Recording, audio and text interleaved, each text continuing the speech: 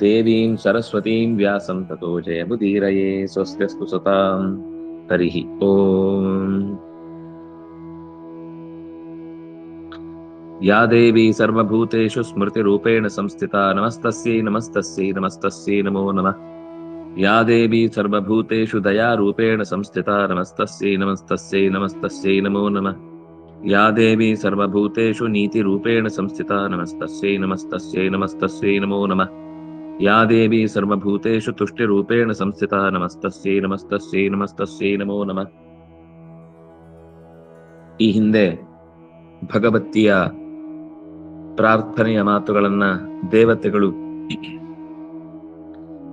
ಕ್ರಮವಾಗಿ ಅವಳ ಅನೇಕ ರೂಪಗಳ ಭಾವಾತ್ಮಕವಾದ ರೂಪಗಳು, ಭಾವನಾತ್ಮಕವಾದ ರೂಪಗಳು, ವಸ್ತುಸ್ಥಿತಿಯ ಅಂಶವಂತೂ ಇದ್ದೇ ಇರುತ್ತೆ.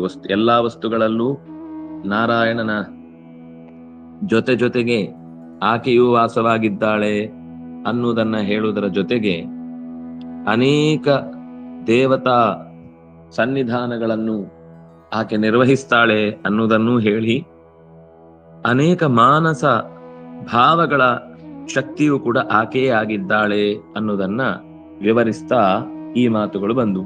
ಯಾ ದೇವಿ ಸರ್ವಭೂತೇಷು ಸ್ಮೃತಿ ರೂಪೇಣ ಸಂಸ್ಥಿತ. ಸ್ಮೃತಿ ಅನ್ನುವುದು ನೆನಪು. ನೆನಪಿನಲ್ಲಿ ಕೆಲವರಿಗೆ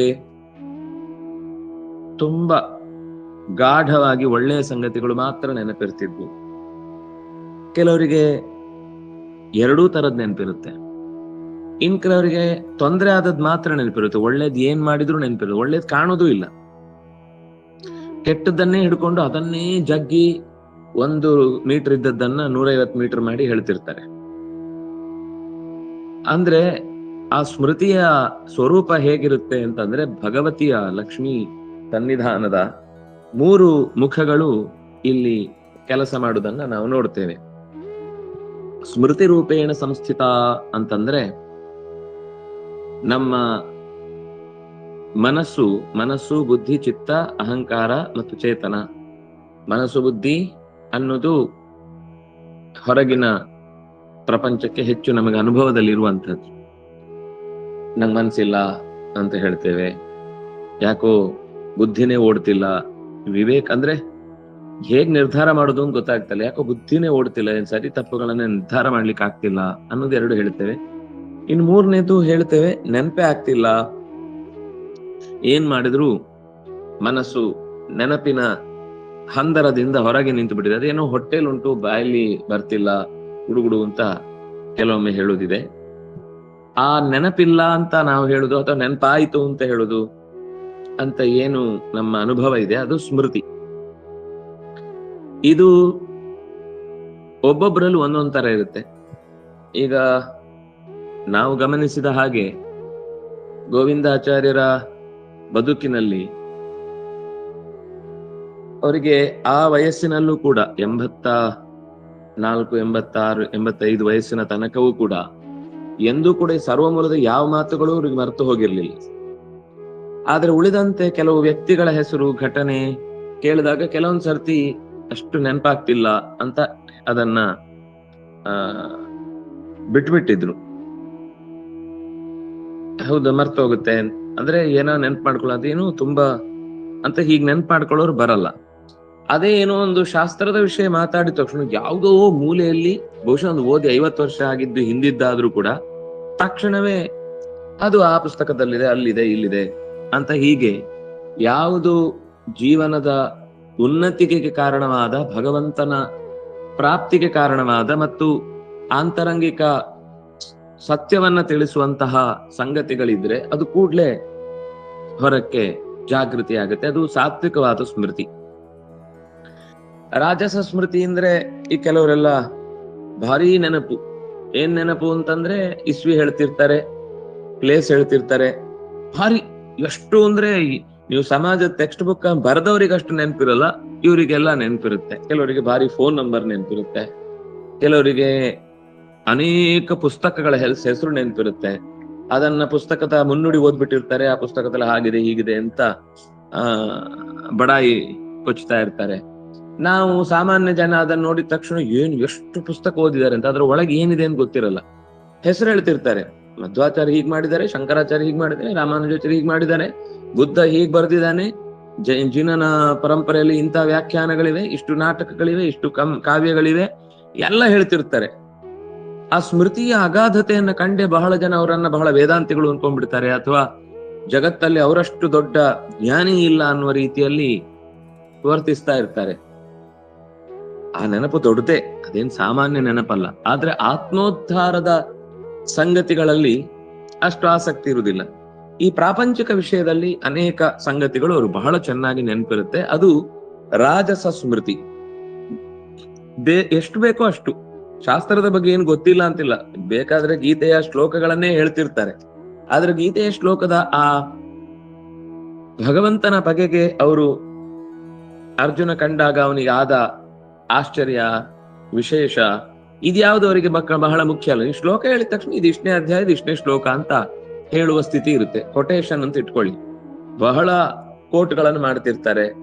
ತುಂಬಾ ಮಂದಿಯ ನೆನಪು ಅವರಿಗೆ ತುಂಬಿಕೊಂಡಿರುತ್ತೆ. ಬೇಕಂತವ್ರು ಸಾಮಾಜಿಕವಾಗಿ ಈಗ ಯಾವ ಯಾವ ಯೋಜನೆಗಳು ಯಾವ ಯಾವ ವರ್ಷದಲ್ಲಿ ರೂಪುಗೊಂಡವು, ಯಾವ ಯಾವ ಕಾನೂನುಗಳು ಯಾವ ಯಾವ ವರ್ಷದಲ್ಲಿ ಜಾರಿಗೆ ಬಂತು, ಎಷ್ಟು ಸರ್ತಿ ಅಮೆಂಡ್ಮೆಂಟ್ ಆಯ್ತು ನಮ್ಮ ಸಂವಿಧಾನ, ಮತ್ತೆ ಪೀನಲ್ ಕೋಡ್ಗಳು ಏನೇನು ಎಲ್ಲೆಲ್ಲಿ ಹೇಳ್ತಾವೆ, ಅದು ಎಷ್ಟು ವರ್ಷದಿಂದ ಅದಕ್ಕೆ ಸಾಂಸ್ಕೃತಿಕವಾಗಿ ಅಸ್ತಿತ್ವ ಬಂತು, ಅದಕ್ಕೆ ಯಾವಾಗ ಸ್ವಾತಂತ್ರ್ಯ ಬಂತು, ಹೀಗೆ ಅನೇಕ ಸಂಗತಿಗಳ ಬಗ್ಗೆ. ಇದು ಬೇಡ ಅಂತಲ್ಲ, ಇದು ಮಾತ್ರ ನೆನಪಿರುವಂತದ್ದಾದ್ರೆ, ಆದ್ರೆ ಇದನ್ನೇ ಪೂರಕವಾಗಿ ಒಂದು ಇತಿಹಾಸದ ಪ್ರಜ್ಞೆ ಜೊತೆಗೆ ಆಂತರಿಕ ಜಾಗೃತಿಗೆ ಕಾರಣವಾಗುತ್ತೆ. ನಮ್ಮ ಮುಂಬರುವ ಬದುಕಿನ ಕುರಿತಾದ ಜಿಜ್ಞಾಸೆಗೆ ಅದು ಸಹಾಯಕವಾಗುತ್ತೆ ಅಂದ್ರೆ ಅದು ಒಳ್ಳೇದೇ.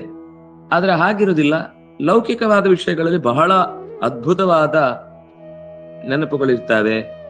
ಯಾರ್ಯಾರಿಗೆ ಎಷ್ಟೆಷ್ಟು ಕೊಟ್ಟಿದ್ದೆ, ಏನೇನ್ ಕೊಟ್ಟಿದ್ದೆ, ಯಾವಾಗ ಯಾವಾಗ ಕೊಟ್ಟಿದ್ದೆ, ತಗೊಂಡಿದ್ದೆ ನೆನಪಿರಲ್ಲ. ಇದು ಸಮಸ್ಯೆ. ಕೊಡುದನ್ನು ಮಾತ್ರ ಬಹಳ ಎಷ್ಟು 50 ವರ್ಷದ ಹಿಂದಿದ್ದೆಲ್ಲ ಹೇಳ್ತಿರ್ತಾರೆ. ಆದ್ರೆ ಎಲ್ಲೋ ಒಬ್ಬರ ಹತ್ರ ಹಿಂದೆ ಒಳ್ಳೆಯವರು ಒಬ್ರು ಜ್ಞಾನಿಗಳು ಸಿಕ್ಕಿದ್ರು, ಅವರ ಕಡೆಯಿಂದ. ನಮ್ಮ ಸ್ವಾಮಿಗಳು ಒಂದ್ಸರ್ತಿ ಹೇಳ್ತಿದ್ರು, ಯಾರೋ ಒಬ್ರಿಗೆ ಕೆಲಸಕ್ಕೆ ರೆಫರ್ ಮಾಡಿದ್ರು ಸ್ವಾಮಿಗಳು. ಈಗ ಅವರೊಬ್ರು ಬರ್ತಾರೆ ನಮ್ಮ ಕಡೆಯಿಂದ, ಅವರು ಅವರ ಕ್ಷೇತ್ರದಲ್ಲಿ ಪಳಗಿದ್ದಾರೆ, ಅವ್ರು ಯಾವುದೋ ಲೈಬ್ರರಿಯನ್ ಆಗಿ ಕೇಳಿದ್ರು ಅನ್ಸುತ್ತೆ. ಸ್ವಾಮಿಗಳು ಇದ್ದಕ್ಕಿದ್ದಂತಂದ್ರೆ ಎಲ್ಲೋ ಪೂಜೆ ಮಧ್ಯದಲ್ಲಿ ಇದ್ದವರು ತಕ್ಷಣ ಕರೆದು ಅವ್ರಿಗೆ ಫೋನ್ ಮಾಡಿ ಹೇಳು ಅಂತ, ಅಂದ್ರೆ ವ್ಯವಸ್ಥಾಪಕರಿಗೆ ಅವ್ರು ಫೋನ್ ಮಾಡುದಿಲ್ಲಲ್ಲ, ಫೋನ್ ಮಾಡಿ ಹೇಳು ಹೀಗೆ ಸ್ವಾಮಿಗಳು ಹೇಳಿದ್ದಾರೆ ಅಂತ ಹೇಳು. ಪೂಜೆ ಮುಗ್ದ್ಮೇಲೆ, ಏನ್ ಸ್ವಾಮಿ ಪೂಜೆ ಮಧ್ಯದಲ್ಲಿ ಅಷ್ಟು ಇಂಪಾರ್ಟೆಂಟ್? ಆವಾಗ ಅವ್ರು ಹೇಳಿದ್ರು, ಇವತ್ತೇ ಆಗ್ಬೇಕಿತ್ತು, ಇವತ್ತೇ ಬರುದು, ನಾನು ನಾಳೆ ಹೇಳಿ ಏನು ಉಪಯೋಗ? ಒಂದು. ಎರಡನೇದು, ಅವರ ತಂದೆ, ಈಗ ಯಾರಿಗೆ ಅವ್ರು ರೆಫರ್ ಮಾಡಿದ್ರು ಅವರ ತಂದೆ ತಾನೊಂದು 20-22ನೇ ವಯಸ್ಸಿನಲ್ಲಿ ಯಾವುದೋ ಒಂದು ಉಪನ್ಯಾಸ ಮಾಡಿದಾಗ, ಉಪನ್ಯಾಸದಲ್ಲಿ ಇವರು ನಾನಾ ಜನ ಶುಶ್ರೂಷಾ ಕರ್ಮಾಖ್ಯಾ ಕರ್ಮನ್ವಿತೆ ಎನ್ನುವ ಶ್ಲೋಕವನ್ನ ಹೇಳಿ ಅದರ ಅರ್ಥವನ್ನ ಹೇಳಿದ್ರಂತೆ.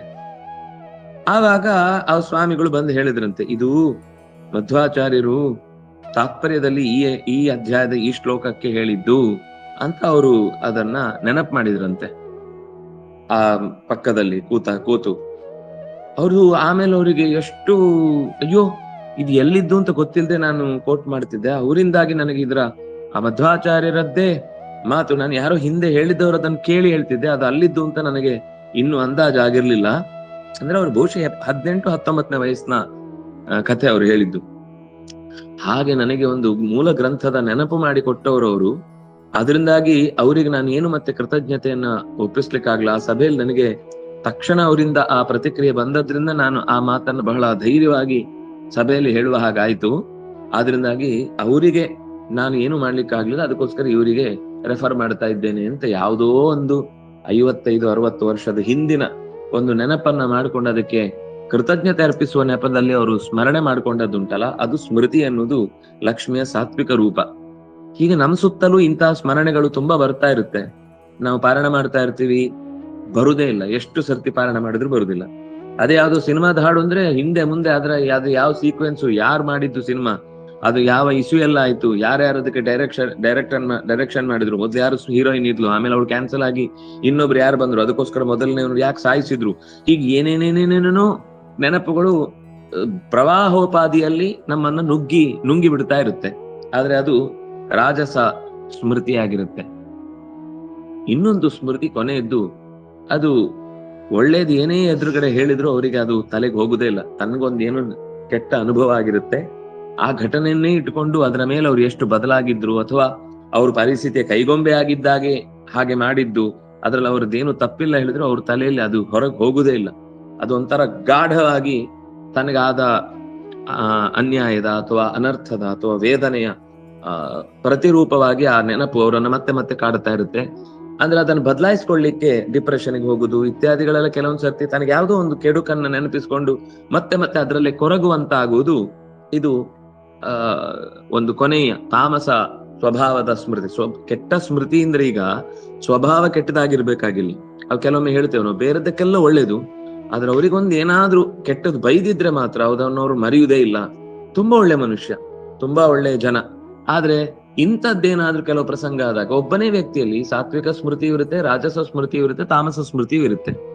ಅಂದ್ರೆ ಆ ರೀತಿ ಈ 3 ಸ್ಮೃತಿಗಳ ಸ್ವರೂಪದಲ್ಲಿರುವಂತಹ, ಇನ್ನು ಸ್ಮೃತಿ ಅಂತಂದಾಗ ಮತ್ತೆ ಚೇತನ ಅಂತ ಅದನ್ನ ವಿಸ್ತಾರ ಮಾಡಿದ್ರೆ ತ್ರಿಕಾಲ ಜ್ಞಾನಿಗಳಾಗಿ ಮುಂದೆ ನಡೆಯುವುದರ ಸ್ಮೃತಿಯೂ ಇರುತ್ತೆ, ಈಗೇನಾಗ್ತಾ ಇದೆ ಅನ್ನೋದು ನೆನಪಿರುತ್ತೆ, ಹಿಂದೆ ಏನಾಗಿದೆ ಅನ್ನೋದರ ನೆನಪು ಇರುತ್ತೆ. ಹಾಗೆ ತ್ರಿಕಾಲ ಜ್ಞಾನಿಗಳಾಗಿ 3 ಕಾಲದ ಸ್ಮರಣೆ, ಭಗವಂತನ ವಿಶೇಷ ಕರುಣೆಯಿಂದ, ಲಕ್ಷ್ಮಿಯ ವಿಶೇಷ ಅನುಗ್ರಹದಿಂದ, ಯಾಕಂದ್ರೆ ಅವಳು ಯಾದೇವಿ ಸರ್ವಭೂತೇಶು ಅಂತ ಮತ್ತೆ ಮುಂದೆ ಅವಳನ್ನ ಚೇತನಾ ಸ್ವರೂಪ ಅಂತ ಹೇಳಿಕ್ಕಿದೆ. ಅದು ಈ ಸ್ಮೃತಿಯದ್ದೇ ವಿಸ್ತಾರ ರೂಪ, ಆದ್ರಿಂದಾಗಿ ನಾನು ಇಲ್ಲೇ ಸ್ಮರಣೆ ಬಂತು ಅಂತ ಹೇಳಿದೆ. ಅದು ಅವಳದ್ದೇ ಸ್ಮೃತಿ, ಆ ಸ್ಮೃತಿಯಿಂದ ನೆನಪಾಯ್ತಷ್ಟೇ. ಯಾದೇವಿ ಸರ್ವಭೂತೇಶು ಸ್ಮೃತಿ ರೂಪೇಣ ಸಂಸ್ಥಿತ ಅಂತಹ ಸಾತ್ವಿಕ ಸ್ಮೃತಿ ಕಾರಳಿಗೆ, ರಾಜಸಿಕ ಸ್ಮೃತಿ ಕಾರಳಿಗೆ, ತಾಮಸಿಕ ಸ್ಮೃತಿ ಕಾರಳಿಗೆ ಮತ್ತು ಸ್ಮೃತಿ ಕಾರಳಿಗೆ ನಮೋ ನಮಃ. ಸ್ಮರಣೆಯೇ ಬರದಿದ್ರೆ ಏನ್ ಮಾಡುದು? ಅದಕ್ಕೆ ನಮೋ ನಮಃ. ನೆನಪು ಅನ್ನೋದು ಮನುಷ್ಯನ ಬದುಕಿನ ಅತ್ಯಂತ ಅಗತ್ಯದ ಸಂಗತಿ. ಅದು ಒಂದಿಲ್ಲ ಅಂದ್ರೆ ಬದುಕು 0.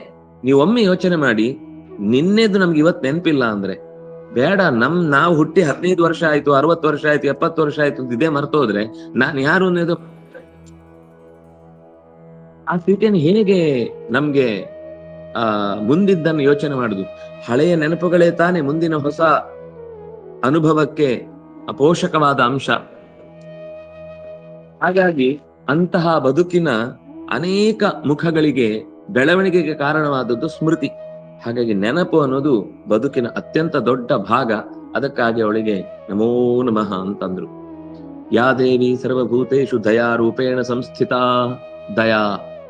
ದಯಾ ಅನ್ನೋದು ದತ್ವಾ ಯಾಪಯತಿ, ಏನಾದ್ರೂ ಕೊಟ್ಟು ಅವರ ಕಷ್ಟವನ್ನ ಪರಿಹರಿಸುವಂತಹ ಸ್ವರೂಪ. ಅಂದ್ರೆ ಕಾರ್ಯಪ್ರವೃತ್ತರಾಗಿ ಅವರಿಗೆ ಅನುಕೂಲರಾಗಿರುವುದು. ಇದು ಹಾಗೇನೆ. ಮತ್ತೆ ಸಾತ್ವಿಕ ರಾಜಸ ತಾಮಸ ಅಂತ ತೆಗೆದುಕೊಂಡಾಗ ಕೆಲವರನ್ನ ಗಮನಿಸಿ, ಈಗಲೂ ಅಂತಹ ಮಾತುಗಳಿವೆ. ಒಬ್ಬ ಬ್ರಾಹ್ಮಣನನ್ನ ಕಂಡು ಅದರ ಜೊತೆಗೆ ಒಂದು ಹಾವನ್ನು ಕಂಡ್ರೆ ಮೊದ್ಲು ಬ್ರಾಹ್ಮಣನನ್ನ ಹೊಡಿ, ಹಾವನ್ನು ಬಿಟ್ಬಿಡು ಅನ್ನುವಂತ ಒಂದು ಸಿಕ್ಕಾಪಟ್ಟೆ ಕ್ರೌರ್ಯ ಇದೆ. ಅಂದ್ರೆ ಹಾವಿನ ಮೇಲೆ ದಯೆ ತೋರಿಸ್ಲೇಬೇಕು. ಆದ್ರೆ ಅದರೆರಡರ ಸ್ವರೂಪ ಏನಂದ್ರೆ, ಒಬ್ಬ ಸೈತಾನು ಅಥವಾ ಇಂತಹ ವ್ಯಕ್ತಿ ಬಂದಾಗ ಅವನನ್ನು ಹೊಡೆದು ಕೊಲ್ಲು, ಇವನನ್ನು ಬಿಟ್ಬಿಡು ಅಂತ ಎಲ್ಲಿ ದಯೆ ತೋರಿಸ್ಬೇಕೋ ಅಲ್ಲಿ ತೋರಿಸದೆ ಅದರ ವಿರುದ್ಧವಾದ ಭಾವಕ್ಕೆನೆ ದ್ವೇಷವನ್ನ ತಾಳುವ, ಅತ್ಯಂತ ಕ್ರೂರವಾಗಿ ಅವರನ್ನ ಎಲ್ಲಾ ಕಾಲದಲ್ಲೂ, ಅವರು ಹೆಣ್ಣಾಗಿರ್ಬೋದು ಗಂಡಾಗಿರ್ಬೋದು, ಕೇವಲ ಆ ಪರಂಪರೆಯಲ್ಲಿ ಅವ್ರು ಏನೂ ಮಾಡಿರಲ್ಲ, ಅವ್ರು ಎಲ್ಲಾ ವ್ಯಕ್ತಿಗಳಿಗೆ ಉಪಕಾರವೇ ಮಾಡಿರ್ಬೋದು, ಆದ್ರೆ ಕೇವಲ ಒಂದು ದುಷ್ಟತನದಿಂದ ಆ ದಯೆಯನ್ನ ಎಲ್ಲಿ ತೋರಿಸ್ಬೇಕೋ ಅಲ್ಲಿ ತೋರಿಸದೆ ಹೋದಾಗ ಅದು ತಾಮಸವಾದಂತಹ ದಯೆ ಆಗುತ್ತೆ. ಇನ್ನೊಂದು ದಯ ಅಂತಂದ್ರೆ ಯೋಗ್ಯರು ಅಯೋಗ್ಯರು ಅಂತ ನೋಡುದಿಲ್ಲ. ಯಾರಿಗ್ ಬೇಕಾದ್ರೂ ನಮ್ಮ ಸಂಸ್ಥೆಯಿಂದ ಇಷ್ಟು ಜನಕ್ಕೆ ನಾವು ಕೊಟ್ಟಿದ್ದೇವೆ ಅಂತ ನಮ್ಮ ಸಂಖ್ಯೆ ಜಾಸ್ತಿ ಆಗ್ಬೇಕು. ಅವನು ಅದೇ ಕರ್ಣನದ್ದು ಕೂಡ ಯಾವುದೋ ಪ್ರತಿಫಲಾಪೇಕ್ಷೆಯಿಂದ ತೋರುವಂತಹ ದಯೆ. ಯಾರಿಗೇನ್ ಬೇಕಾದ್ರೂ ಕೊಡ್ತಿದ್ದ, ಪ್ರತಿಫಲ ಏನೋ ಬೇಕು ಅಂತ ಒಂದಿರ್ತಿತ್ತು. ಅದು ರಾಜಸಭಾದ ದಯೆ ಅಂತ ಅನ್ಸುತ್ತೆ. ದತ್ವಾಯಾಪಯತಿ ಅನ್ನುವುದು ಸಾತ್ವಿಕ ಸ್ಥಿತಿಗೆ ಬಂದಾಗ ಅದು ಲೋಕದ ಎಲ್ಲರಿಗೂ ಹಿತಕಾರಿ ಆಗುವ ಹಾಗೆ. ಈಗ ಋಷಿಗಳದ್ದು ಯಾವುದೇ ಪ್ರಾಣಿ ಇದ್ರೂ ಕೂಡ, ಯಾವುದೇ ಪಕ್ಷಿ ಇದ್ರೂ ಕೂಡ, ಯಾವುದೇ ಮನುಷ್ಯ ಇದ್ರೂ ಕೂಡ, ಈ ನಮ್ಮಲ್ಲಿ ಏನು ಅಂದ್ರೆ ದಯೆ ತೋರಿಸ್ತಾರೆ. ಅವ್ರದ್ದು ದಯಾ ಸಂಘ ಅಂತ ಬೋರ್ಡ್ ಇರುತ್ತೆ. ಯಾವುದಕ್ಕೆ ಅದು ದಯೆ ಅಂತಂದ್ರೆ ತಮ್ಗೇನೋ ಲಾಭ ಇರುವುದಕ್ಕೆ ದಯೆ. ಅದೇ ಪ್ರಾಣಿಯನ್ನ ಅದೇ ಹೋಟ್ಲಲ್ಲಿ ತಿಂದು ಬಂದಿರ್ತಾರೆ, ಆಮೇಲೆ ಎದುರುಗಡೆ ನಾವು ಈ ಪ್ರಾಣಿಯ ಹತ್ಯೆಯನ್ನ ವಿರೋಧ ಮಾಡ್ತೇವೆ, ರಸ್ತೆ ಉದ್ದಕ್ಕೂ ಆ ಪ್ರಾಣಿಗಳನ್ನ ಕತ್ತರಿಸಿ ತುಂಡು ಹಾಕಿ ನೇತಾಕಿದಲ್ಲಿ ಅದೇ ಅವ್ರಿಗೆ ದಯೆ ಬರುವುದಿಲ್ಲ. ಅವರಿಗೆ ಯಾವುದರಿಂದ ಲಾಭ ಇದೆ ಅದಕ್ಕೆ ಮಾತ್ರ ದಯೆ ತೋರುವುದುಂಟಲ್ವಾ, ಇದು ತಾಮಸವಾದ ದಯೆ. ರಾಜಸ ಅಂತಂದ್ರೆ ಅವರಿಗೆ ನಿಜವಾಗ್ಲೂ ಪಾಪ ದಯೆ ಹುಟ್ಟತ್ತೆ, ಆದ್ರೆ ಬೈಫರ್ಕೇಟ್ ಮಾಡ್ಲಿಕ್ಕೆ ಬರುವುದಿಲ್ಲ ಮತ್ತು ಲೌಕಿಕವಾದ ವಿಷಯದಲ್ಲಿ ಮಾತ್ರ ಇರುತ್ತೆ. ಅದಕ್ಕಿಂತ ಉನ್ನತವಾದ ಸ್ಥಿತಿಯಲ್ಲಿ ಅವರ ಅರ್ಹತೆ, ಯೋಗ್ಯತೆ ಇತ್ಯಾದಿಗಳನ್ನು ಗಮನಿಸುವ ಎಚ್ಚರ ಅವ್ರಿಗೆ ಬರುವುದಿಲ್ಲ. ಅಂತಹದ್ದನ್ನ ರಾಜಸ ದಯೆ ಅಂತ ಹೇಳಬಹುದು. ಈ ಸ್ವಾಮಿಗಳದ್ದು ಅಥವಾ ಋಷಿಗಳದ್ದೆಲ್ಲ ದಯೆ ಹೇಗೆ ಅಂದ್ರೆ, ಅದರಲ್ಲಿ ಮತ್ತೆ ಸಾತ್ವಿಕದಲ್ಲೇ 2 ವಿಭಾಗ ಮಾಡ್ಬೋದು. ದೇವತೆಗಳದ್ದೊಂದು ರೀತಿ, ಋಷಿಗಳದ್ದು ಒಂದು ರೀತಿ. ಋಷಿಗಳದ್ದು ಎಲ್ರಿಗೂ ಒಳ್ಳೇದಾಗ್ಲಿ ಅಂತ, ಅದು ಅವರ ಸಹಜ ಸ್ವಭಾವ. ಆದ್ರೆ ದೇವತೆಗಳದ್ದು ಹಾಗಲ್ಲ, ಎಲ್ರಿಗೂ ಅಂತಲ್ಲ, ಯಾರು ಯೋಗ್ಯರೋ ಅವ್ರಿಗೆ ಮಾತ್ರ ಒಳ್ಳೇದಾಗ್ಲಿ, ಯಾರು ಯೋಗ್ಯರಲ್ಲೋ ಅವರನ್ನ, ಯಾಕಂದ್ರೆ ಅವರಿಗೆ ಒಳಗಿನ ಯೋಗ್ಯತೆಯು ಕಾಣ್ತಾ ಇರುತ್ತೆ. ಋಷಿಗಳಿಗೆ ಕಾಣುವುದು ಬಿಡುವುದು ಅನ್ನೋದಕ್ಕಿಂತ ಹೆಚ್ಚು ಯೋಗ್ಯನಾದ್ರೆ ಸಿಗ್ಲಿ ಅನ್ನೋದಿರುತ್ತೆ. ಆದ್ರೆ ದೇವತೆಗಳು ಹಾಗಲ್ಲ, ಅವರು ಆ ಫಲವನ್ನ ಕಣ್ಣಾರೆ ಕಂಡು ಕೊಡುವರಾದ್ರಿಂದಾಗಿ ಅದು ಇನ್ನೂ ಸ್ವಲ್ಪ ಭಗವಂತ ಎಷ್ಟೋ ಸರ್ತಿ ನಮಗೆ ಏನೇನೋ ತೊಂದರೆ ಮಾಡಿದ ಹಾಗೆ ಅನಿಸ್ತಾ ಇರುತ್ತೆ, ಆದ್ರೆ ಅದು ತೊಂದರೆ ಆಗಿರುವುದಿಲ್ಲ. ಯಾರೋ ಒಬ್ಬ ರಸ್ತೆಯಲ್ಲಿ ಹೋಗ್ತಾ ಇರುವವನನ್ನ ಡಿಕ್ಕಿ ಹೊಡಿತಾನೆ, ಡಿಕ್ಕಿ ಹೊಡೆದಾಗ ಅವನ ಮೇಲೆ ಸಿಕ್ಕಾಪಟ್ಟೆ ರೇಗ್ತಾನೆ. ರೇಗಿ ಅವನು ತಿರುಗುವಾಗ ಅವನು ಇನ್ನೊಂದು 2 ಹೆಜ್ಜೆ ಮುಂದೆ ಹೋಗುವ ಜಾಗದಲ್ಲಿ ಒಂದು ಮರ ಬಿದ್ದೋಗುತ್ತೆ. ಅವನು ಒಂದು ವೇಳೆ ಇವನು ಡಿಕ್ಕಿ ಹೊಡೆಯದೆ ಹಾಗೆ ಮುಂದೆ ಹೋಗಿದ್ದೆ ಅಂದ್ರೆ ಅವನ ತಲೆಗೆ ಕರೆಕ್ಟ್ ಆಗಿ ಬಿದ್ದು ಅವನ ಗಾಡಿ ಆಗ್ಲಿ ಅಥವಾ ಅವನು ಇನ್ನೇನಾದ್ರೂ ಹೋಗ್ತಿದ್ನೋ ಅದೆಲ್ಲ ಅಪಚಯ ಆಗ್ತಿತ್ತು. ಇಂಥದ್ದು ಎಷ್ಟೋ ಸಲ ನಡೆಯುತ್ತೆ. ಅಂದ್ರೆ ಅದು ನಮ್ಗೆ ಮೇಲ್ನೋಟಕ್ಕೆ ಏನ್ ಕಾಣುತ್ತೆ ಅಂದ್ರೆ, ನಮ್ಗೆ ನಮ್ಮ ಬಗ್ಗೆ ಪ್ರಶ್ನೆ ಮಾಡಿದ ಹಾಗೆ, ಪ್ರತಿಷ್ಠೆಯನ್ನ ತಿರಸ್ಕರಿಸಿದ ಹಾಗೆ ಕಾಣ್ತಾ ಇರುತ್ತೆ. ಆದ್ರೆ ಅದರ ಪರಿಣಾಮ ನಮಗೆ ಉತ್ತಮವೇ ಆಗಿರುತ್ತೆ. ಆದ್ರಿಂದಾಗಿ ಅದು ಭಗವಂತನ ಅತ್ಯಂತ ಸಾತ್ವಿಕವಾದ ದಯೆ. ದತ್ವಾ ಯಾಪಯತಿ, ನಮಗೆ ಬೇಕಾದ್ದನ್ನ ಕೊಟ್ಟು ನಮ್ಮ ಕಷ್ಟವನ್ನ ಪರಿಹರಿಸುವಂತಹ ಸ್ವಭಾವದಲ್ಲಿ ಲಕ್ಷ್ಮಿಯ ವಿಶೇಷವಾದ ರೂಪ ದಯಾ ಅನ್ನುವುದು ಭಗವಂತನ ಜೊತೆಗಿದ್ದು ಅವಳು ಲೋಕದ ಈ ಕಾರ್ಯವನ್ನು ಮಾಡ್ತಾಳೆ. ಅವಳ 3 ಸ್ವರೂಪದ ದಯೆ ಅನ್ನೋದು ಕೂಡ ಮನುಷ್ಯನಿಗೆ ಇವತ್ತಿಷ್ಟು ಒಂದು ಸಾಮಾಜಿಕ ವ್ಯವಸ್ಥೆ ಕ್ರಮವಾಗಿ ನಡೀತಾ ಇದೆ ಅಂದ್ರೆ ಇದರ ಹಿಂದೆ ಒಂದು ದೊಡ್ಡ ಬಂಧ ಇದೆ. ದಯೆ ಅನ್ನೋದು ಒಂದು ಇಲ್ಲದೆ ಇದ್ದಿದ್ರೆ ಈ ಜಗತ್ನಲ್ಲಿ ಎಲ್ಲರೂ ದುಡ್ಡಿಗೆ ಕೆಲಸ ಮಾಡೋರಾಗಿದ್ದಿದ್ರೆ ನಾವು ಅರ್ಧವಾಸಿ ಜನ ಇಷ್ಟೊತ್ತಿಗೆ ಭೂಮಿಯಲ್ಲಿ ಇರ್ತಿರ್ಲಿಲ್ಲ. ನೀವು ಗಮನಿಸಿ, ಸಮಾಜದಲ್ಲಿ ಎಷ್ಟೋ ಕಡೆಗಳಲ್ಲಿ ಯಾರು ಯಾರತ್ರನೂ ಏನನ್ನು ಬಯಸದೆ ಏನೋ ಒಂದು ಮಾಡ್ತಿದ್ದಾರೆ. ಅದು ವೇದಾಂತಕ್ಕೆ ಸಂಬಂಧ ಪಡದೇ ಇರುವ ವಿಷಯ ಇರಬಹುದು, ಅಥವಾ ಶಾಸ್ತ್ರದ ಹಿನ್ನೆಲೆಯಲ್ಲಿ ಅವ್ರು ಮಾಡದೇ ಇರಬಹುದು. ಯಾವುದೋ ಅನಾಥಾಶ್ರಮಗಳಿಗೆ ಹೋಗ್ತಾರೆ, ಮಕ್ಕಳು ಇರುವ ಜಾಗಗಳಿಗೆ ಹೋಗ್ತಾರೆ, ಅವ್ರಿಗೇನೋ ಒಂದಿಷ್ಟ. ನಮ್ಮ ದೇಶದಲ್ಲಿ ಮಾತ್ರ ಅಂತದ್ದೊಂದು ದಾನ ಮಾಡುವುದು, ಕಷ್ಟದಲ್ಲಿದ್ದವರಿಗೆ. ಈಗ ಅಯ್ಯಪ್ಪ ಇದಕ್ಕೆ ಹೋಗೋರೆಲ್ಲ ಅವರು ಇಷ್ಟು ದಿವಸ ಅನ್ನದಾನ ಮಾಡ್ಬೇಕು ಅಂತ ಅವ್ರದೊಂದು ರಿಚುವಲ್ ಇದೆ. ಅದರಿಂದಾಗಿ ಅವ್ರಿಗೆ ಪರಿಚಯ ಇದ್ದವ್ರಿಗೆ ಮಾಡುದಲ್ಲ, ಯಾವುದೋ ಒಂದು ಊರಿಗೆ ಹೋಗಿ ಅಲ್ಲಿ ಹೇಳ್ತಾರೆ, ಇವತ್ತು ನಾವು ದೇವರ ಪ್ರಸಾದಕ್ಕೋಸ್ಕರ ದೇವರ ಸಮಾರಾಧನೆ ಅಂತ ಅನ್ನುವ ಹಾಗೆ ಆರಾಧನೆ ಮಾಡ್ತಾ ಇದ್ದೇವೆ, ಎಲ್ರೂ ಬರ್ಬೇಕು ಅಂತ. 1000 ಜನ ಬರುವಂತ ಸಂದರ್ಭಗಳು ಬರ್ತಾರೆ. ಈಗ ಎಷ್ಟೋ ದೇವಸ್ಥಾನಗಳಲ್ಲಿ ಅನ್ನದಾನ ನಡೆಯುತ್ತೆ. ಅದು ಸರ್ವಭೂತ ದಯಾ ಪುಷ್ಪಂ ಅನ್ನೋದಕ್ಕೆ ಸಂಬಂಧಪಟ್ಟಂತೆ. ಈಗ ಅನ್ನ ಬ್ರಹ್ಮ ಕೃಷ್ಣನ ಇದ್ರಲ್ಲಿ ಯಾರು ಬಂದ್ರು ಅವರಿಗೆ ಅನ್ನ ಇಲ್ಲ ಅಂತ ವಾಪಸ್ ಕಳಿಸಿದಂತಹ ಏಕಾದಶಿ ಅಂತಹ ದಿನಗಳಲ್ಲಿ ಬಿಟ್ರೆ, ಬೇರೆ ದಿವಸಗಳಲ್ಲಿ ಹಸಿದು ಹೋದ ಅವರನ್ನ ಹಸಿ ಹೊಟ್ಟೆಯಲ್ಲಿ ಹಾಕಿ ಕಳಿಸಿದ್ರು ಅಂತ ಉಲ್ಲೇಖವೇ ಇಲ್ಲ. ಅವನಿಗೆ ಹೆಸರೇ ಅನ್ನ ಬ್ರಹ್ಮ. ಅದರ ಮುಖಗಳು ಕೇವಲ ಇಲ್ಲಿ ಮಾತ್ರ ಅಲ್ಲ, ಈಗ ಧರ್ಮಸ್ಥಳದಲ್ಲಾಗಬಹುದು, ಕೊಲ್ಲೂರಿನಲ್ಲಾಗಬಹುದು, ಅನ್ನಪೂರ್ಣೇಶ್ವರಿ ಹೊರನಾಡು ಆಗಿರಬಹುದು, ಅಥವಾ ಎಲ್ಲಿ ಬೇರೆ ನೀವು ಉತ್ತಮವಾದಂತಹ ಬೇರೆ ಬೇರೆ ಜಾಗಗಳನ್ನು ಎಷ್ಟೋ ಮನೆಗಳಲ್ಲಿ ಹಾಗೆ ಮಾಡುವುದಿದೆ. ಮನೆಗಳಲ್ಲಿ ಅತಿಥಿಗಳಾಗಿ, ಈಗ ಈ ಕ್ಷೇತ್ರಗಳಲ್ಲೆಲ್ಲ ಕೆಲವು ಕಡೆ ಅಲ್ಲಿ ವ್ಯವಸ್ಥೆ ಇಲ್ಲ ಅಂತ ಆದಾಗ ಮನೆಗಳಿಗೆ ಕರೆದು ಊಟ ಹಾಕ್ತಾರೆ ಎಷ್ಟೋ ಜನರಿಗೆ. ಅಂದ್ರೆ ಈ ಶ್ರೀರಂಗ ಕ್ಷೇತ್ರ ಇಂಥ ಜಾಗಗಳಲ್ಲೆಲ್ಲ ಎಷ್ಟೋ ಮನೆಗಳಲ್ಲಿ ಊಟ ನಡೆಯುತ್ತೆ. ಇದೆಲ್ಲ ದಯೆ ಅನ್ನೋದು ಒಂದು ಮನಸ್ಸಿನಲ್ಲಿ ಇಲ್ಲದೆ ಇದ್ದಿದ್ರೆ ಈ ಜಗತ್ನಲ್ಲಿ ಅವರವರಿಗೆ ಬೇಕಿರುವಂತಹ ಅನುಕೂಲತೆಗಳು ಆಯಾ ಕಾಲದಲ್ಲಿ ಆಗ್ತಾ ಇರ್ಲಿಲ್ಲ. ಎಲ್ಲವೂ ವ್ಯವಹಾರದಲ್ಲೇ ನಡಿಬೇಕು ಅಂತಿದ್ರೆ ಇದೆ, ಬೇರೆ ದೇಶಗಳಲ್ಲಿ ಇಲ್ಲ ಅಂತಲ್ಲ. ಆದ್ರೆ ಇಲ್ಲಿ ಅದನ್ನ ಭಾವನಾತ್ಮಕವಾಗಿ ಮಾಡ್ತಾರೆ. ಅದೊಂದು ಆ ಮಾನವೀಯತೆ ಅನ್ನುವುದರ ಜೊತೆಗೆ ದೈವಿಕತೆಯ ಪ್ರಜ್ಞೆಯ ಜೊತೆಗೆ ಮಾಡ್ತಾರೆ. ಅದರಿಂದ ಇದು ಹೆಚ್ಚು ಪರಿಣಾಮಕಾರಿಯಾಗಿ ಇಲ್ಲಿ ನಡೀತಾ ಇರುವುದು. ಅದು ಕಮ್ಮಿ ಆಗ್ತಾ ಇದೆ ಅನ್ನೋದು ಸತ್ಯ. ಆದ್ರೆ ಎಲ್ಲೋ ಒಂದ್ ಕಡೆ ಇಷ್ಟು ಇದ್ದದ್ರಿಂದ ಇವತ್ತು ಕಾಲ ಕಾಲಕ್ಕೆ ಒಂದು ಕ್ರಮದಲ್ಲಿ ಮಳೆ, ಬೆಳೆ, ಸುಖ, ನೆಮ್ಮದಿ ಇತ್ಯಾದಿಗಳು ಸಿಗ್ತಾ ಇವೆ. ಯಾ ದೇವಿ ಸರ್ವಭೂತೇಶು ನೀತಿ ರೂಪೇಣ ಸಂಸ್ಥಿತ. ನೀತಿ ಅಂದ್ರೆ ಕಣಿಂಕನ ನೀತಿಯೂ ಇದೆ, ವಿದುರನ ನೀತಿಯೂ ಇದೆ. ಕಣಿಂಕನ ನೀತಿ ಅನ್ನೋದು ತಾಮಸ ನೀತಿ, ವಿದುರನ ನೀತಿ ಅನ್ನೋದು ಸಾತ್ವಿಕ ನೀತಿ. ರಾಜ್ಯ ನೀತಿ, ಲೋಕನೀತಿ ಇತ್ಯಾದಿಗಳಿವೆ. ಇನ್ನೇನಂದ್ರೆ ಜಸ್ಟ್ ಜೀವನ ನಡೆಸಲಿಕ್ಕೆ ಅನ್ನೋದು ಸಾಮಾನ್ಯ ನೀತಿ. ಅಂದ್ರೆ ಲೋಕದಲ್ಲಿ ಮನುಷ್ಯರ ನಡುವಿನ ಸಂಬಂಧ ಗಟ್ಟಿಯಾಗುವುದಕ್ಕೆ ಅಥವಾ ಪ್ರಜೆಗಳ ಕ್ಷೇಮವನ್ನ ರಾಜ ನಿರ್ವಹಿಸುವುದಕ್ಕೆ ಬೇಕಿರುವಂತಹ ನೀತಿ. ಅಂದ್ರೆ ವಿದುರ ತಾನು ತೋರದ ನೀತಿಯ ದಾರಿಯಲ್ಲಿ ಅದು ಕೊನೆಗೆ ಭಗವಂತನನ್ನ, ನೀತಿ ಅಂದ್ರೆ ನಯತೀತಿ ನೀತಿ, ನಮ್ಮನ್ನ ಸರಿಯಾಗಿ ಹಿಡಿದು ಕರ್ಕೊಂಡು ಹೋಗುತ್ತೆ ಅಂತ. ಕೆಲವು ಕರ್ಕೊಂಡು ಹೋಗುತ್ತೆ, ಕತ್ಲೆ ಕರ್ಕೊಂಡು ಹೋಗುತ್ತೆ, ಕೆಲವು ಕರ್ಕೊಂಡು ಹೋಗುದೇ, ಕೆಲವು ಇಲ್ಲೇ ಸುತ್ತಾಡಿಸ್ತಾ ಇರುತ್ತೆ, ಕರ್ಕೊಂಡು ಹೋಗ್ತಾನೇ ಇರುತ್ತೆ. ಅದು ಒಂಥರದ ನೀತಿ. ಕೆಲವೊಂದು ಕರ್ಕೊಂಡು ಹೋಗಿ ಹೊತ್ತಾಕತ್ತೆ ಕತ್ತಲೆಯಲ್ಲಿ, ಇನ್ನೊಂದು ತಗೊಂಡು ಬೆಳಕಿಗೆ ಎಸೆಯತ್ತೆ. ಇಂದ್ರ ಎಂದು ಪರಿಶ್ರಮ ಅಂತ ಪ್ರಾಣದೇವ ಕರ್ಕೊಂಡು ಹೋಗಿ ಚತುರ್ಮುಖನ ಕೈ ಕೊಟ್ಟು ಅವನನ್ನ ಮೋಕ್ಷಕ್ಕೆ ಎಸ್ತು ಬಿಡು, ಅವನು ಹೋಗಲ್ಲ ಇಲ್ಲ ಅಂದ್ರೆ ನೀನೇ ಎಳ್ಕೊಂಡು ಹೋಗ್ಬೇಕು, ನಯನಶೀಲ ನಯನಕರ್ತೃ ನೀನೇ ನೇತಾರ ಅಂತ ಹೇಳಿ ಒಪ್ಪಿಸಿ ಬಿಡ್ತಾನೆ. ಆ ನೀತಿಯ ಶಕ್ತಿಯಾಗಿ ಲಕ್ಷ್ಮಿಯ ಒಂದು ವಿಶಿಷ್ಟವಾದ ರೂಪ ಸಾತ್ವಿಕವಾಗಿ ಕೆಲವರಲ್ಲಿ, ರಾಜಸವಾಗಿ ಕೆಲವರಲ್ಲಿ, ತಾಮಸವಾಗಿ ಕೆಲವರಲ್ಲಿ ಕೆಲಸ ಮಾಡ್ತಾ ದಾರಿ ತಪ್ಪಿಸುವವರು ಕೆಲವರು. ಆದ್ರೆ ಅವ್ರ ಹತ್ರ ಅದು ಕರ್ಕೊಂಡೋಗೋ ನೀತಿನೇ ಅದು. ಇವತ್ತು ಸತ್ಯವಂತರಿಗೆ ಇದು ಕಾಲವಲ್ಲ, ಅದರಿಂದಾಗಿ ನೀವು ಹೀಗೆ ಇರಬೇಕು ಅಂತ ಅವರದ್ದು ಒಂದು ನೀತಿ ಇದೆ. ಅವರು ರಾಜಕಾರಣಿಗಳು ಅನೇಕ ನೀತಿಗಳನ್ನು ಹೇಳಿದ್ರೆ ಅವರ ಪ್ರಕಾರ ಅದು ಸರಿ, ಕಲಿಯುಗದಲ್ಲಿ ಹೀಗೆ ಇರಬೇಕು ಅಂತ ಅವ್ರ ಹತ್ರ ವಾದ ಇರುತ್ತೆ. ನೀವು ತುಂಬಾ ಪ್ರಾಮಾಣಿಕವಾಗಿದ್ರೆ ನಿಮ್ಮನ್ನ ಜಗತ್ತಿನಲ್ಲಿ ಇರ್ಲಿಕ್ಕೆ ಬಿಡುದಿಲ್ಲ ಅಂತೆಲ್ಲ ಹೆದರಿಸ್ಬಿಡ್ತಾರೆ. ಪಾಪ ಅಪ್ರಾಮಾಣಿಕರನ್ನಾಗಿಸಿ ತಾವು ತಮ್ಮ ಬೇಳೆ ಬೇಯಿಸ್ಕೊಂಡು ಅವನನ್ನು ಹೊಂಡಕ್ಕೆ ಹಾಕಿ ಕರ್ಕೊಂಡು ಹೋಗ್ತಿರ್ತಾರೆ. ಆದ್ರೆ ಅವನ ಹತ್ರ ಹೇಳುವಾಗ ಮಾತ್ರ, ನೋಡಿ ನಾನ್ ನಿಮ್ಗೆ ಹೀಗಿರಿ ಅಂತ ಹೇಳಿದ್ಮೇಲೆ ನೀವು ಎಷ್ಟು ಸಂಪಾದನೆ ಮಾಡಿದ್ರಿ, ಎಷ್ಟು ನಿಮ್ಮ ಹತ್ರ ಸಂಪತ್ತು ಜಾಸ್ತಿ ಆಯ್ತು ಅಂತ ಹೀಗೆ ತೋರಿಸ್ತಾರೆ. ಅವ್ರಿಗೆ ಹೌದು ಅಂತ ಅನಿಸ್ತಾ ಇರುತ್ತೆ. ಆದ್ರೆ ಅದು ರಸ್ತೆ ಅಗಿತಾ ಇರ್ಬೇಕು, ಗುಂಡಿ ಮುಚ್ಚುತ್ತಾ ಇರ್ಬೇಕು, ಮತ್ತೆ ತುಂಬಿಸ್ತಾ ಇರ್ಬೇಕು. ಇದು ನಿರಂತರ ಪ್ರಕ್ರಿಯೆ. 3 ಸಂಸ್ಥೆಯವರು ಒಟ್ಟಿಗೆ ಮಾತಾಡಿಕೊಂಡ್ರೆ 3 ಸರ್ತಿ ಅಗಿಲಿಕ್ಕೆ ಆಗಲ್ಲಲ್ಲ.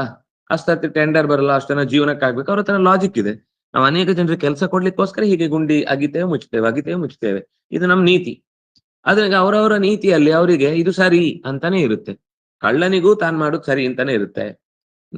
ವೈದ್ಯನಿಗೂ ತಾನು ಮೋಸ ಮಾಡ್ತಾ ಇದ್ರು ಅದು ಹೀಗೆ ಬದುಕ್ಬೇಕು, ಇಲ್ಲ ಅಂದ್ರೆ ನನ್ಗೆ ಬದುಕ್ಲಿಕ್ಕೆ ಅವಕಾಶ ಇಲ್ಲ ಅಂತ ಅನ್ನುವ ಕೆಲವು ಅನಿವಾರ್ಯ ಸ್ಥಿತಿಯೂ ಇರಬಹುದು, ಅಥವಾ ಕೆಲವೊಮ್ಮೆ ಅದು ಸ್ವಭಾವವಾಗಿ ಹೋಗ್ಬೋದು. ಇನ್ನು ಕೆಲವೊಮ್ಮೆ ಇಂಥದ್ದೆಲ್ಲ ನಾನು ಒಪ್ಕೊಳ್ಳಲ್ಲ, ಪ್ರಾಣ ಹೋದ್ರು ಸರಿ, ನಾನು ಈ ಕೆಟ್ಟದ್ದನ್ನ ಒಪ್ಕೊಳ್ಳಲ್ಲ ಅಂತ ಸಾತ್ವಿಕತೆಯ ಬೇರಿಗೆ ತನ್ನನ್ನ ಕಟ್ಟಿ ಹಾಕಿಕೊಂಡು ಅದ್ರಲ್ಲಿ ಬದುಕ್ತಾ ಇದ್ದಾನೆ ಅಂದ್ರೆ ಅದು ಇನ್ನೊಂದು ರೀತಿಯ ನೀತಿ. ಆದ್ರೆ ಅದು ಕೊನೆಗೆ ಅವನಿಗೆ ಗೆಲುವು ಸಿಗುದು ಇದ್ದೇ ಇರುತ್ತೆ. ಸಾತ್ವಿಕವಾದ ಗೆಲುವಿಗೆ ಶಾಶ್ವತವಾದ ಬದುಕಿರುತ್ತೆ. ಅಂತಹ 3 ತರದ ನೀತಿಗಳನ್ನು ನಿರೂಪಿಸುವಂತಹ ತಾಯಿಗೆ ನನ್ನ ನಮಸ್ಕಾರ. ಯಾ ದೇವಿ ಸರ್ವಭೂತೇಶು ತುಷ್ಟಿ ರೂಪೇಣ ಸಂಸ್ಥಿತ ಅಂತ ತುಷ್ಟಿ ಸ್ವರೂಪಳಾಗಿ ಮತ್ತೆ ಭಗವತಿಯ ಪ್ರಾರ್ಥನೆಯನ್ನು ಮಾಡ್ತಿದ್ದಾರೆ. ನಾಳೆ ಮತ್ತೆ ಅದರ ಚಿಂತನೆಯನ್ನು ಸಂಧಾನ ಮಾಡೋಣ ಅಂತ ಹೇಳ್ತಾ, ಕಾಯೇನ ವಾಚ ಮನಸೇಂದ್ರಿಯೈರ್ವಾ ಬುದ್ಧ್ಯಾತ್ಮನಾ ವಾ ಅನುಸೃತ ಸ್ವಭಾವ ಕರೋಮಿ ಯದ್ಯತ್ ಸಕಲಂ ಪರಸ್ಮೈ ನಾರಾಯಣಾಯೇತಿ ಸಮರ್ಪಯಾಮಿ. ಶ್ರೀಕೃಷ್ಣಾರ್ಪಣಮಸ್ತು.